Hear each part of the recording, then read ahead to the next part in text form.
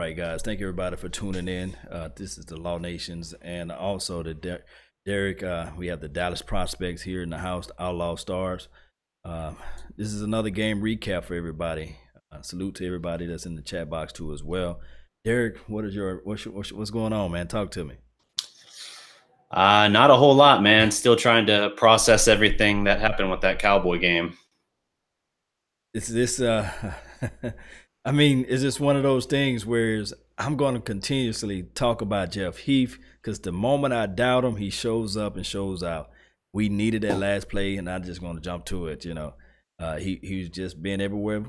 He just being accountable and being out there for the plays and making plays on the ball and things like that. And I'm lost for words. Yeah, I mean, he obviously comes up with the play of the game, and I mean, really, that the last probably 6 minutes of that game were the wildest I can remember. Everything from, the Jason Witten lunging on third down. There were people who were making it would have been a reach, but an argument saying, his knee's not down, his knee's on the defender's hand. So they were saying the spot there was a little suspect. But then you have Dak going for it on fourth down, everything with the index card and all that. So it was just an amazing culmination of bizarre events. The index gate, right? Yep. But if you think about it, if the index card was not able to fit all the way down to the ground, then undoubtedly, the ball was touching the meter. I was just looking at it from this aspect too as well. It was just a horrible spot. I think that even if the Cowboys, even if the guy said, they didn't get the first down, I think Jason Garrett would have challenged that call. Yeah, absolutely. And I think he would have had a very good case for that because I think it was a bad spot. It's hard to tell when you're looking at like 1,500 pounds of linemen. But at the same time, I think to me, it looked like Dak made a second effort where he reached the ball out in front of him, and I don't think they gave him a spot accounting for that. Yeah, and speaking of that, earlier on that game, on that drive, I think, well, not on that drive, I think the Raiders had false started, what have you, and I think that the officials, the refs, didn't see that. So, I mean, there's just so many things that you can point out at the game. Football is a game of inches. But for the officials to play such a crucial spot in this modern day football, it's just everything. So, I mean, we got away with that. So, regardless of the scenario, it was pretty much a fairly called game from what I looked at it. I do know that a lot of Raiders people were saying like, "Oh man, it was Jerry Jones reached out his credit card and he was paying these guys." If that was the case in the scenario, that 55 or 57-yard PI call would never have been called. Yeah, I don't think it was a poorly officiated game. I mean, the thing is, easily could have and should have probably ended earlier on. We saw Anthony Brown blow the chance at a pick. That would have sealed the game with a minute left. And then we had Wilson miss a pick. Brown might have had 2 attempts at a pick. We had cases earlier on. Jeff Heath, he made the play of the game, but he also made a bad whiff ball after Cheeto forced a fumble off of Crabtree, one of the few times someone got to Crabtree today, I felt like. And, we had our opportunities. It's a weird thing where we forced ourselves into position to make plays, but somehow weren't making plays. And then at the end, you finally do make the play. Right. When it really needed to be, when it really needed to happen. I was looking at that too as well. Looking at the tempo of the game and how the game was called. Yeah, we had a lot of balls to bounce not our way, and then towards the end it bounced right our way. So, I mean, I'm looking at it collectively. I think that this team is playing the way that we need to play, and I think that Jeff Heath is doing what he needs to do, and also Cheetah Bay Awuzie and Jordan Lewis. These guys, these young cornerbacks, are everything you can close your eyes and wish to the high heavens and imagine. They are flying out to the ball, driving down on the ball. In my little quick review of the Raiders wide receivers, I mentioned the fact that their receivers are not that great on holding on to the ball. And we saw that time in and time out throughout this game. where Cheeto Bay Awuzie was able to punch that ball out. It's just the fact that the ball didn't bounce to Jeff Heath's way that first time. Yeah, absolutely. And, Patterson for the Raiders had a big return at one point. I think it was when he got to the 50 in the fourth quarter. And I think it was actually Anthony Brown who gave a big hit, knocked it free from him, but it kind of, squirted out of bounds before a Cowboy could dive on it. It's one of those things where you just have misses like that. It's one of those games where they're fortunate to pull off the win, even though it felt like they should have been up a lot more. Yes, indeed. It should have been a lot more. And just going over the game in its whole capacity, like what Alfred Morris was able to do out there on the field, opposed to what Rod Smith was going to be was able to do. And now we got Ezekiel Elliott coming back into the fold next week. This game is going to have to be everything. I do know for sure that Seattle was just humiliated twice in 2 weeks in a row. So regardless of the scenario, they're going to come to play next week. So we're going to have to be ready. I'm talking about capital READY, ready. Yeah, Seahawks are coming off a 2-game skid, and at Jacksonville, I don't think that they so much got embarrassed. I just think that was them running into a team that made a few more plays. This week against the Rams, they absolutely got humiliated. That was like 34-0 at half at Seattle. Yes, indeed. My goodness. Yes, indeed, my goodness. Yeah. So, I mean, not to just fast forward all the way, but looking back, I see a lot of people who are talking. Do you know any word on Tyron Smith? Just not getting off of work, so I really haven't got a chance to read anything. Sure. I saw that he was on, or that he had an MRI today. I haven't actually seen the results, which seems kind of strange because that's not something that takes more than a day. And it actually has me a little concerned. I do know it's at least a sprained knee, which means there's some degree of tear, but I don't know exactly how far that coordinates. You know what I mean? I don't know if we're looking at him missing some time. Some knee sprains might only take a few days. It just depends on the degree. Yeah, I guess he's going to have to get in the cold tub, and we're just going to have to put some wrap on there and see if he's going to be able, because every game from here on out is a playoff game. It's an elimination game, so I was screaming to the high heavens. I'm saying, like, why is this kid not back out there? And because he was walking around. Normally, in those type of scenarios, you are escorted off the field when you have some type of major injury. So I was wondering, is the coaching staff being relaxed, or are they not panicking enough? But I guess they know more than us, or know more than me. Yeah, I think it's one of those things where they were probably just being cautious, because at the time that he came out, Dallas was still in fairly good control. Understood that, if it's a sprain, then having him trying to push on through it, you're guaranteed probably to lose him for the year. Whereas if it's a light sprain and you say, okay, we need to find a way to survive this game. If we can do that, then we'll be back. Maybe he misses only one game if he misses it all. And then we can be back to full strength, hopefully with the season still, ahead of us. So, yeah, hopefully, that can happen.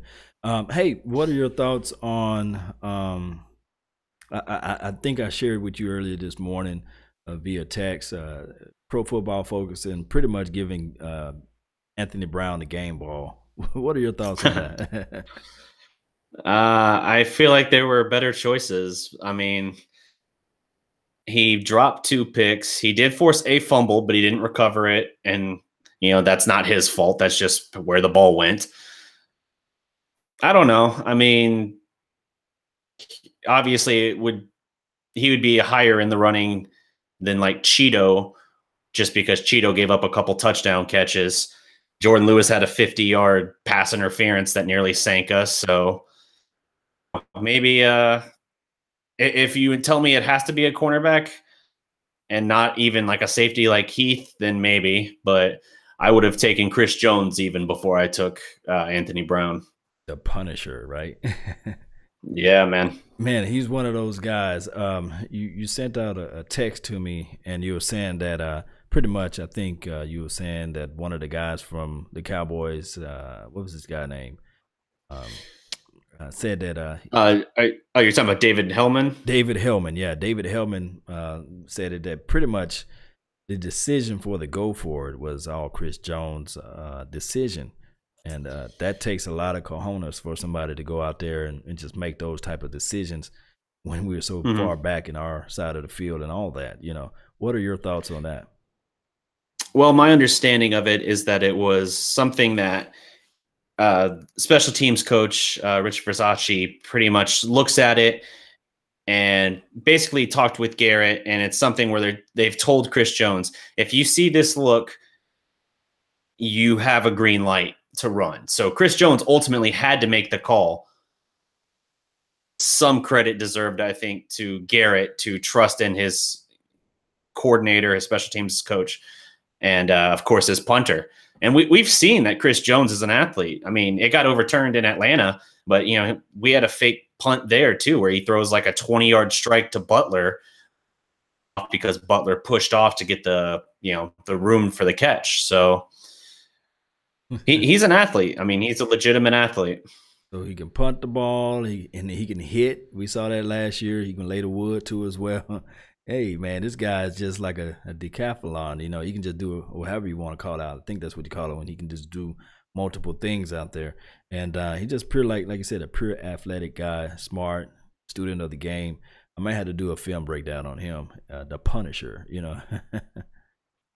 Oh yeah, and he's a guy who's been much maligned. He came into the year with high hopes for him. I know you and me were very high on him, and he struggled early on. I mean, there were times in that Atlanta game where, the Rams game where it was almost brutal watching him in coverage because he was just taking poor angles and whiffing on tackles. But the last few weeks, he's actually been a little bit of a shining spot for the defense. Yeah, so I managed to see a few things too as we talking about special teams. I want to touch on Switzer a little bit, but I want to touch on Dan Bailey. He seems like he got hit in the head. I don't know whether or not he's in concussion protocol or anything of that nature. Do you have you heard anything on him, or is it just like he just got hit in the head and everything is okay and smooth? Yeah, right. I didn't hear anything new today. I do know that he had to clear protocol on the bench before he was allowed back into the game for that game-winning field goal. Okay, so he's okay. What about Anthony Hitchens? Is he okay? Is he cool? Everything going on with him? Because I knew that he was carted off or had to get taken off the field. Is he okay? Hello? I think we lost audio on you, Derek. You guys let me know in the chat box whether or not Anthony Hitchens is okay. But moving forward, looking at the next opponent, well, no, I don't want to move too fast. We can talk about Dez Bryant. Dez Bryant is from Ninja. I can't say your last name on here. Gotta keep it PG-13, but it is a funny last name, Ninja. The thing is, I don't think Dez is done, but he is knocking at the door at this point. If the continuity with Dak Prescott doesn't come along, we all know that a wide receiver at times is always ticking, and younger, fresher eyes are always a high commodity. I think this draft coming around the corner, we may have to take a look at a wide receiver. Anybody that can catch the ball with their hands. We did see a lot of drops out there on the field. I think one or two by Dez, and we saw a drop by number 11 too as well. And we saw also a drop by 83. Those are things that we just always have reservations on. Derek, you back? I was talking about the Dez and the whole wide receiver situation. At this point, we are just an average wide receiver team. And one can argue and say, well, this wide receiving core is probably kind of sort of below average. Yeah, I think as a whole, the receiving core has underperformed for us this year. It's kind of amazing to me how I feel like the standard for a good Dez game has really gone down in recent years. His Washington game, For instance, he had something like 5 catches for 61 yards and a touchdown, and people are saying, "Oh, Dez is back," or "Classic Dez game," vintage. And it's like, well, that's just back in the day. We would have called that an okay Dez game, like a minimum you expect. And it's just something where I think we've lowered the bar because we don't see as many of those explosive big plays from him anymore. And yeah, there is a certain synergy of that goes to the quarterback. He doesn't have the same rapport with Dak that he had with Romo. But I also feel like it's a situation where the Cowboys coaching staff doesn't really run plays or routes that work to his strength. So it's like a conundrum, whereas what comes first, the chicken or the egg type of situation. Because one can argue and say, well, the receiver makes the quarterback or the quarterback makes the receiver, a la Odell Beckham makes what's this guy Eli, or Eli makes, or is it really Eli making Odell Beckham? So we can argue the statistics on that and say, well, Eli is a 2-time championship Super Bowl winner quarterback, and then you can say, well, without Odell Beckham, Eli looks pedestrian out there, So what comes first, the chicken or the egg in this situation? Will Dak Prescott make Dez Bryant better, or will Dez Bryant make Dak Prescott look a lot better, Or would you flip and put Odell Beckham on the Cowboys roster, and would Dak Prescott looks like he could walk on water, or vice versa? You know what I mean? I think I think in that scenario, Odell would do a lot more for Dallas than Dez would, as far as pairing with Dak. I think Odell has a wider route tree that he can run. I also think he has more separation ability than what we see with Dez at this stage. As for whether or not Dak should feed off Dez or Dez feeding off Dak, I think Dez being the veteran and the guy with really the history of being the playmaker here, it should be something where Dak is helped by Dez. We saw that with T.O. and Romo when Romo first took over. In later years, Romo didn't lean on T.O. as hard, but for that first half season that he took over, he really went to T.O. a lot, and that was because he had an elite receiver. So that's what it should be. It's just not how it's playing out right now. Right, and I do know that those are 2 different type of receivers. I know somebody going to try to crucify me and say, "Well, you comparing Odell Beckham to Dak to Dez Bryant? Come on now." But that's not what I'm saying. And no, I'm not saying the Dallas Cowboys should go out and get a Odell Beckham type of receiver. Because to me personally, there hasn't been when the last time a superstar receiver won a Super Bowl. We don't know, Nobody. I'd have to think on it. Jerry Rice. I'm trying to think. Maybe somebody can say the Steelers that year when they had Holmes when he was playing out of his mind. Maybe, Yeah, I wouldn't say he was superstar level just yet. I think that Super Bowl catch is what made him Super Bowl level. Right. So we got to really think and really thinking when was the last time. So I would say, hey, maybe a wide receiver that's good and polished and can run great routes, and maybe something like that would just help us out down the line. And they showed a graphic play action play with the Ezekiel Elliott out of the backfield. Dak Prescott is like number 1, something like that, 140 something QBR, something crazy number, So Dak play action with Zeke is deadly. Without Zeke, it hasn't been anywhere near as efficient. And I think that just boils down to the defense having to respect the run. When you don't have the home run hitter there, and not only do you not have the home run hitter there, but you don't have a quarterback who is lethal from shots down the field range. So as a result, it's just a perfect conundrum where you can't be as effective because even play action, you're still having to look in that 10 to 12 yard range most of the time. Yeah, so I mean, it's just one of those things. But at the same time, like Dad said, he's been double teamed more than any game he ever been playing on all this year. So hopefully now, when you have Ezekiel Elliott come back into the seams, teams are going to have to pick their poison. And now you have the aspect of Ezekiel Elliott, a healthy Ezekiel Elliott. I heard he's shredded up, and I heard he got a six-pack now that we all can see. Uh, Yep. so it's going to be one of those things where he's demanding, or he's saying that he's going to get at least 200 yards rushing. What are your thoughts on Ezekiel Elliott production coming up this week? Well, I think he's going to be itching to be back. I don't doubt that, but I actually do have a little word of caution on that. For one, he is, no matter how good of shape he's in from his working out over this 6-week absence, it's still, he hasn't taken the beating of playing in a game. He hasn't had 300-pound linemen falling on top of him and all of that. So that's something you'll have to consider. But then you also have to consider that his feel for vision and everything within, hitting the hole, it's not as sharp right now as it would be had he not missed. So it could be something where, and we've seen him, each of these at different stages of his career, we've seen him a little impatient and trying to force the issue rather than waiting for his blocks to develop.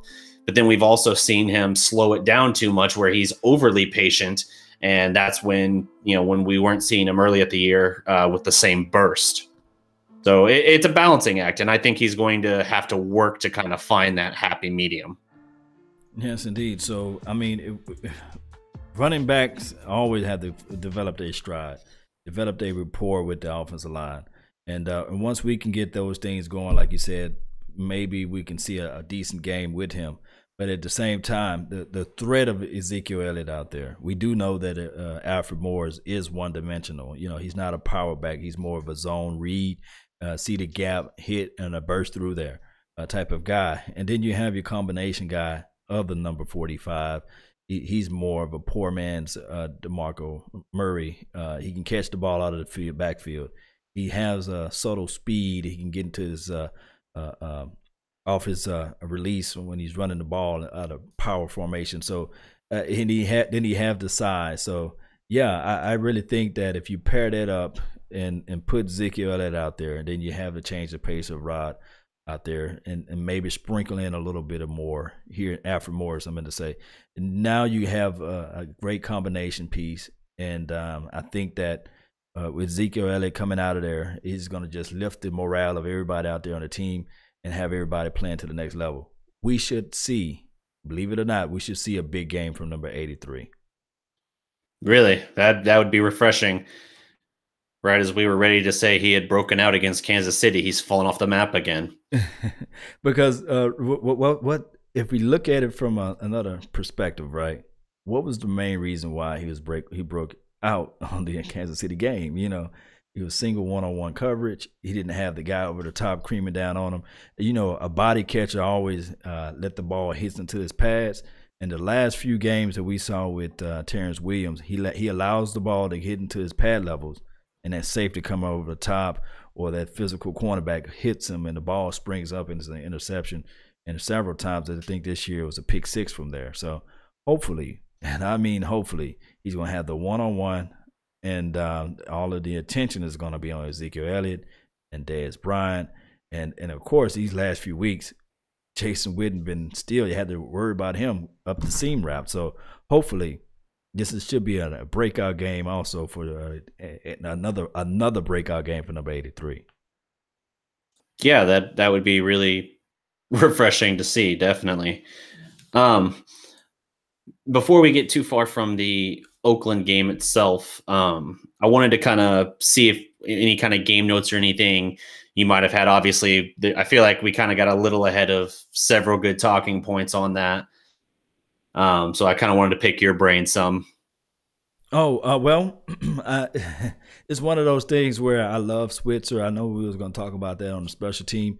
I just saw that he was trying to press it a little bit, and it kind of reminded me of the Rams game. We was already up 10-0, and he kind of like took the ball out of the end zone and ran it up the field, and we got no further than I think 10 or 15 yards from the line of, from our side of the field. Our side of the end zone. So I'm always with the aspect of hey, we up, we already winning. I do know we want to cut the opposition's throat off, if that's allowable to say on YouTube. But the thing is, when you're not moving the ball, I do know that certain sparks on special team can give life to the team. But I hope that Switzer can sometimes reel it in a little bit and not do it on kickoff returns, but just do it on punt returns. I don't mind him taking it up the field on that. Yeah, that would be refreshing. He's definitely someone who's a bit trigger happy. He has some success, and then he just starts assuming like that's the default, like run it out every time. Mm-hmm. Because the only reason why I say that is because they're giving you 25 yards now, opposed to a punt. Of course, you can take it up the field if you feel like, hey, this is what the team needs as far as spunk, as far as being electric or what have you. Then yes, I do know there was a punt against the Rams, but yeah, it's still the same scenario. Understanding field judgment and understanding where you're at on the field. When is the right time to take it up to the house? That's all I'm saying.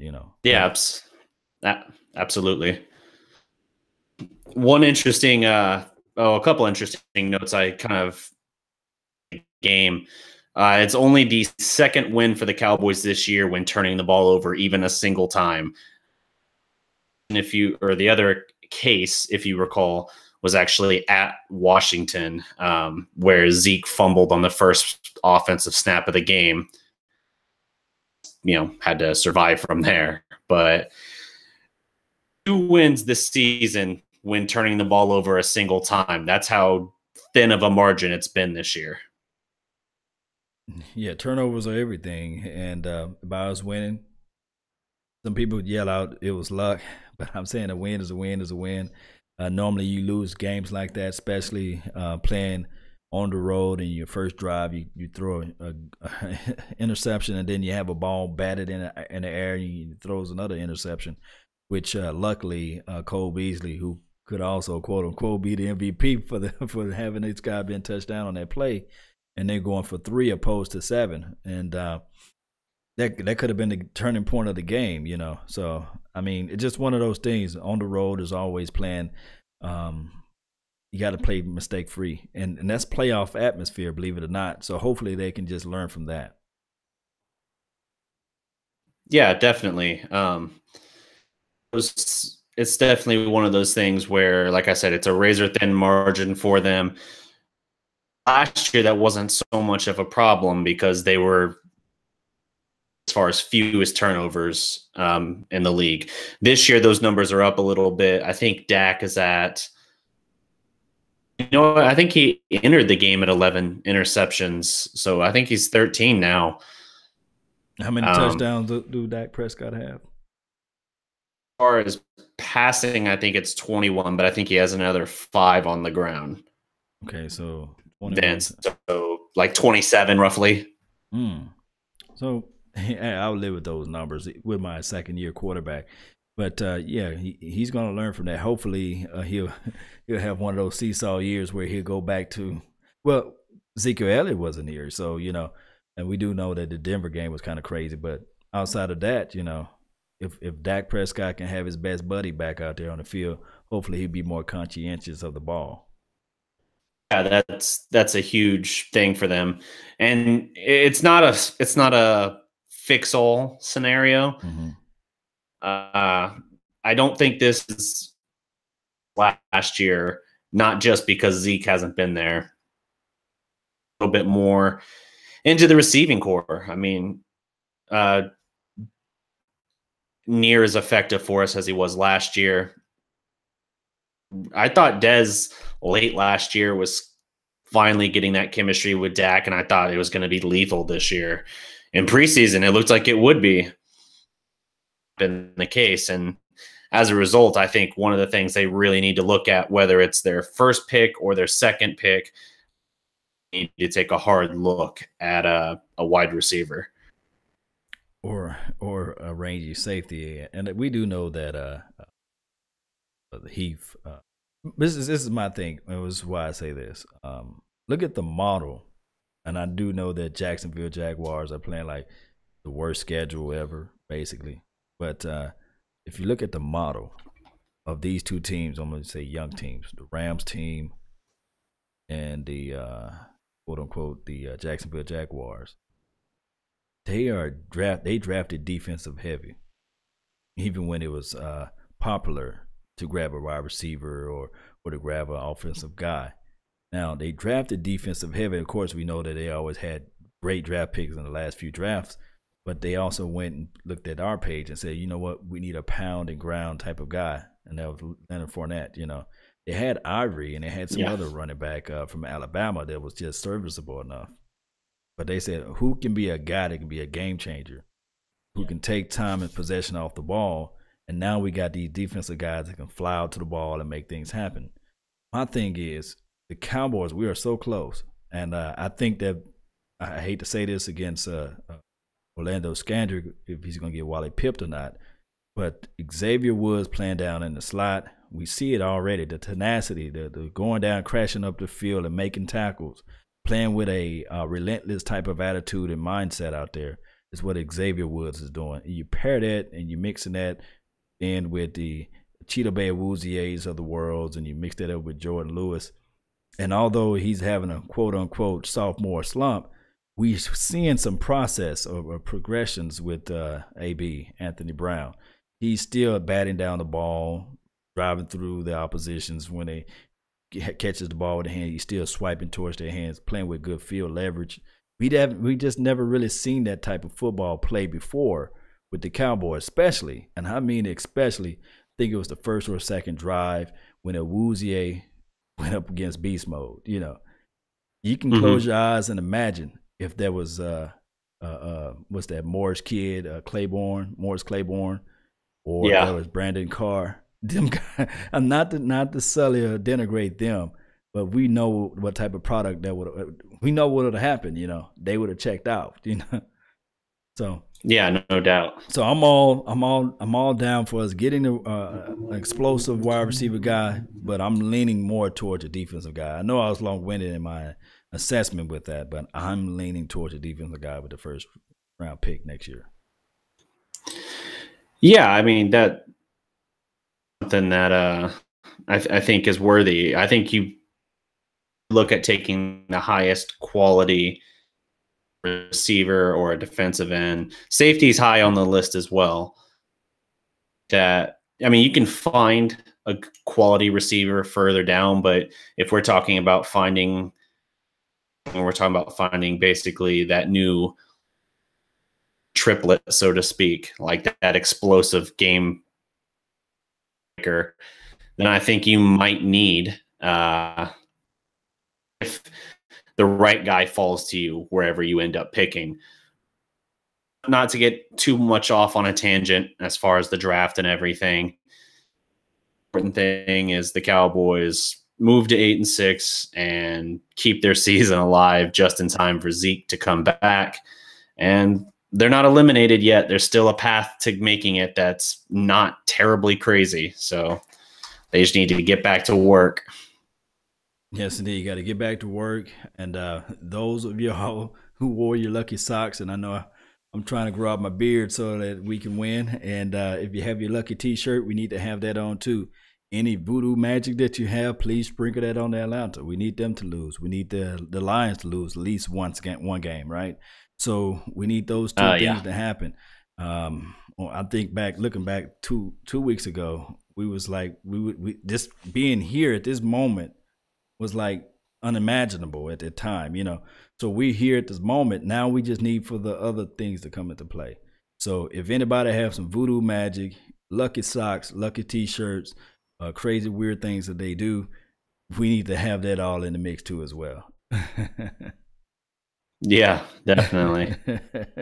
So, hey, I had to touch on a few things too. I had a ton of comments saying that why was it, I'm going back to the Oakland Raiders game, why was it a touchback when the ball was kicked out of bounds, or when David Carr, was it Derek Carr, right? Derek Carr. David Carr was his older brother, Houston Texans quarterback way back. Right, I keep getting those two mixed up. Derek Carr, when he leaned towards the end zone. The thing is, people were saying that In basketball, when the ball is headed out of bounds, is a turnover on downs, or any other sports, when the ball is headed out of bounds, a turnover on downs.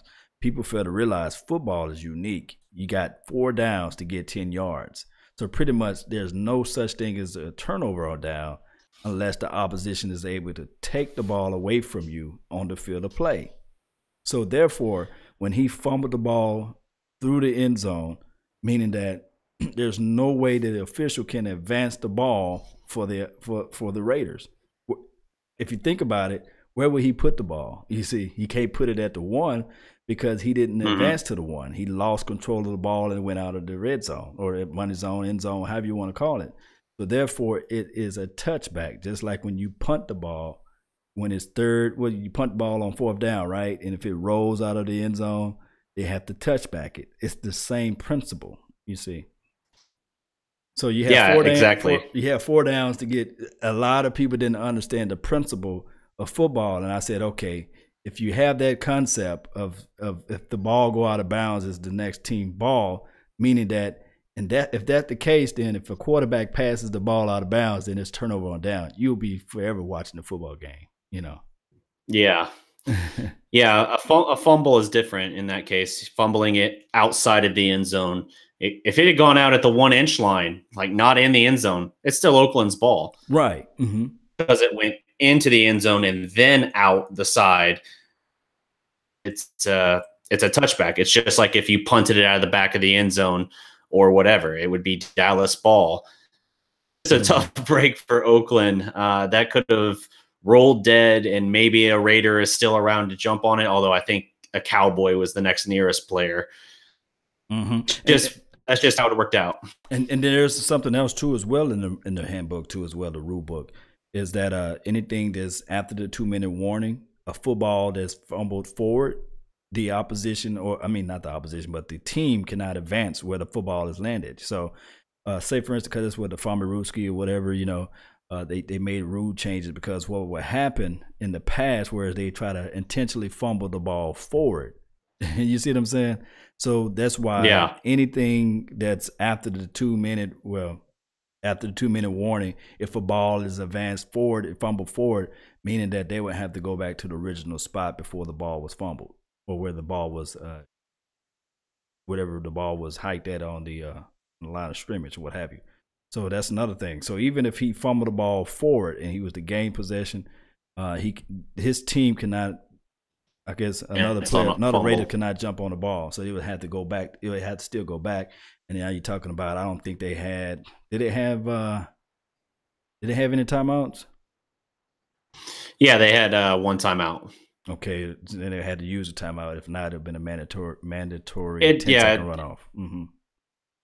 Yeah, his whole situation was baffling. If Dak or even Romo ever did that, they would have been killed for it. Oh, yeah. 39 seconds. You've already run for the first down. You have 1st and goal from the 2. Lunges for the goal line. And he not only does he lunge for it with both hands if you're going to lunge for it, but right there awkwardly, and it hits his offhand to the gloved hand right as he gets hit. I mean, anything you could afford not to do. Even if he was tackled inbounds, it wouldn't have mattered. Yes, indeed. So, hey, I'm glad we had to break that something down. else interesting? What's up? Do you know what the biggest knock on Derek Carr coming out of college was? Small hands. Small hands. So, yeah, and that relates to fumbling the ball.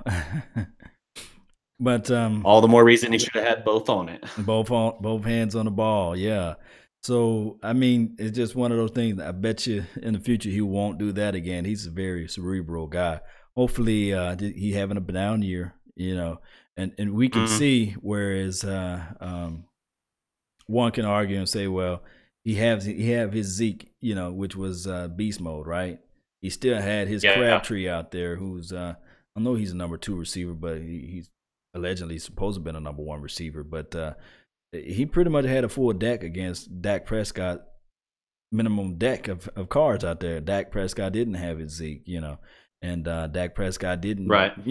So we can go back and forth on who had who and who didn't have that. So I mean, all I heard all of last year was like this Derek Carr is just the next best thing since sliced bread. Hence, we heard news about Carson Wentz. This injury could be even worse than was expected. Now I know that we're not talking Eagles talk, but there could be some repercussions down the line with Carson Wentz. We might see a regression on him, on his skill set and his play out there next year too as well. Not wishing that on the kid, but that's just how it goes with football. Yeah, I mean that's a chance with any young player. If you games where he didn't have Zeke or Tyron, which means only 2 games. If you exclude those games, his numbers are actually top 10. 2 games, it was so poor, unfortunately for him. Back down around a little below middle of the pack, I think, overall. But act. I mean, it's one of those things where it's Tyron so that you can roll out there with Zeke next week. They still got a chance. They got to beat Seattle, and then after that, they go to Philadelphia. Good thing that Philadelphia has kept winning even since Wentz went down, because now as much to play for. The Vikings, I think, are a game behind them for the 1 seed. I think maybe that would be concerning. If where Philadelphia has something to play for, then maybe you have some concern. But Dallas has a shot to win out. It's going to just come down to a couple things falling right. Like you said earlier, they'll lose a game. I think Atlanta has to lose a game. And what was the other one? Well, they've lost twice in a row. I think Atlanta plays the Lions somewhere down the line, or Atlanta played the Green Bays. But the Green Bay already did us a favor. They lost 1. And what we wanted to do is I heard someone came up with the analogy as that whereas they wanted Green Bay to win this game, last week. They wanted them to beat the Carolina Panthers, and have the Carolina Panthers. But the Carolina Panthers are hot right now. So to me, I think they're going to have that. We don't think that the Saints are going to lose out. I don't think that's possible. But and we don't see that the Carolina Panthers losing out. So I guess we're going to look at the second wild card slot. So it's a battle between Atlanta, the Lions, and us, we just need Atlanta to lose twice and Lions to lose 1. We in there like swimwear, right? Yeah, it's going to be a really interesting season. It's funny to say that it's going to be a narrow margin on the heels of the Oakland game, which literally came down to a folded piece of paper. Most certainly. So in closing, wrapping this up all together, what do you expect? What type of game are you expecting against the Seattle Seahawks? Ooh, let's see. I think Seattle's going to come out pretty fiery, considering that they've lost 2 in a row and they just got embarrassed. I think that means they're going to be pretty focused, but they're also beat up, especially on that defense. They don't have, I think Earl Thomas is out. I think they're also missing Richard Sherman. So they're a bit thin on defense, but they're still the Seahawks. So I think more than likely we're probably looking at a situation where Dallas tries to establish the run game, tries to get Zeke going. And I think it probably is a slow start before maybe the offense can start finding its footing in the second half. I think it's going to be a 1-score game. Oh, wow. So, man, that's going to be something there. I really think that we can have like a Arizona type of game, a Kansas City type of game, or Washington type of game. I have that type of mindset that we can have that type of temperament out there. It's just that we just got to see what Ezekiel Elliott's going to look like the first drive. That's all I want to see. If he's coming out guns are blazing, then I know for sure we're on the right path. And if we can play a mistake-free game, this is a home game, right? This game is going to be in Dallas. That's correct? Yeah, it's in Dallas. So it's in Dallas. It was it's a turf type of game, so we should be flying with all colors. I think my guy Jay salute to you that's in the chat box. He said that the schedule for Atlanta, because that's who we really need to worry about. He said that they play, and I was just looking at it. He said that they played Tampa Bay, they played New Orleans, then they played the Carolina Panthers. So what we want to happen in this magical world, whereas we win this coming Sunday, they lose tonight. I think Atlanta plays tonight, right? Tampa Bay, I think. They lose tonight against Tampa Bay, and they lose against New Orleans. And then all of a sudden, as far as their last game of the season with Carolina, we just want Carolina to lose, I guess next week, and maybe lose the last game. It really doesn't count at that point for Atlanta, you know. So we'll see. We'll see how everything folds out at the end of the day. But I really got high hopes for this team. And as long as we continue to still do our thing, somebody still put the voodoo out there, I still grow my beard, and somebody still wear their lucky socks. And Derek, whatever you're doing, continues to do it, because we've been winning. Will do. You probably like, man, this guy crazy. I don't believe in that stuff. Nah. Everyone's got their ritual. Oh yeah, man. Whatever ritual everybody was doing, we need to continue to do it, you know. Yep. Yes, indeed. So, Derek, where can they find you at? You can find me and a lot of other people, including some of your work, at theDallasProspect.com. That's singular, so prospect.com. We're on Twitter as well, at Dallas Prospect.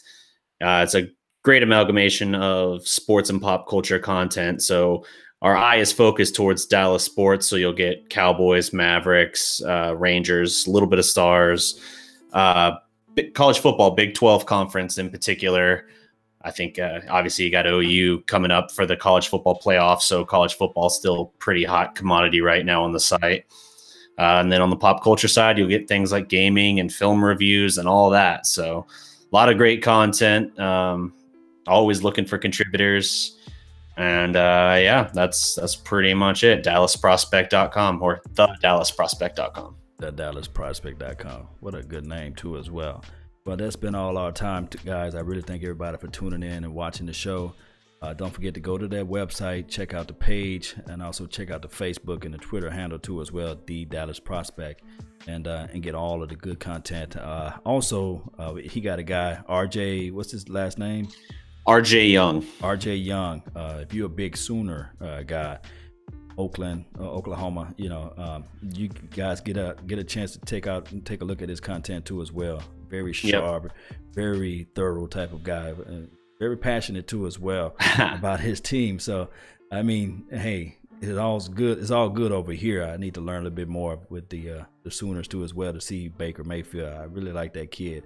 Got strong arm, small, short in frame a little bit, but this guy can get the ball to where it needs to be at. He got his rocket arm. But yeah, we're gonna talk a little bit more about that. I know you got to go check out Star Wars, and that's going on tonight. Got a film review. Review. So you guys don't forget to. Is it going to be on the website? Oh yeah, I'm going to be doing a piece for Star Wars Episode 8. Oh yeah, so I can't wait to read up on that. Hey, I'm a Trekkie guy. Yeah, we got all science fiction pop culture covered. Yes, indeed. So hey guys, we out. Salute. Appreciate you guys for following. Don't forget to hit the like button, and see us next week, and see us throughout the week. Peace. Peace. Oh, man.